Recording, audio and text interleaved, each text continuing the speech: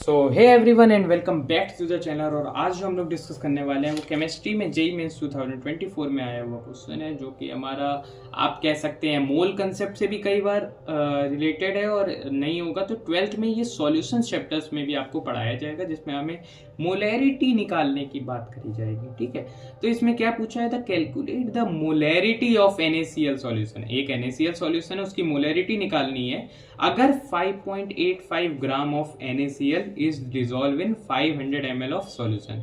तो ये जो वॉल्यूम हमारी सॉल्यूशन की जो दी हुई है वो हमारी ml में दी हुई है। ठीक है, 500 ml, यानी अगर इसे हम लोग लीटर में चेंज करें तो ये 500/1000 यानी 0.5 लीटर हो जाता है। अब देखिए मोलैरिटी निकालने का फॉर्मूला क्या हो जाता है। जो मोलैरिटी होती है वो एक तरीके से कंसेंट्रेशन ही है। तो number of moles of solute, याद रखिएगा ये जो n है वो number of moles of solute upon volume of solution in litre. तो नंबर ऑफ मोल्स क्या हो जाता है, given mass upon molar mass. हमें मास कितना दिया हुआ है 5.85 ग्राम।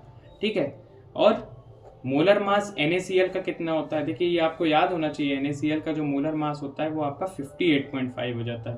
ठीक है, क्योंकि Na का जो मास है वो आपका 23 होता है और Cl का 35.5 होता है। ठीक है, तो 5.85 upon 58.5 upon volume of solution in litre. ठीक है, तो ये 0.5 हो गया। अब देखिए 5.85 अपॉन 58.5 यानी 1/10। 5.85 को अगर 10 से मल्टीप्लाई कर दें तो ये 58.5 हो जाएगा। 0.5 ऊपर जाएगा तो ठीक है। अब यहाँ पे 10 के पास 0.5 जाएगा, 1 यहाँ ऊपर जाएगा तो 1/0.5 इंटू 10। ठीक है, तो 0.5 इंटू 10 यानी 5 हो गया, तो 1/5। तो 1/5 कितना हो जाता है, वो हो जाता है 0.2। तो जो हमारा मोलैरिटी होगी वो कितनी हो जाएगी, 0.2 मोलर।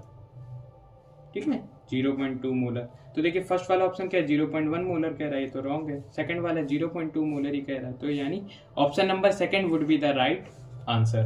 Okay, thank you.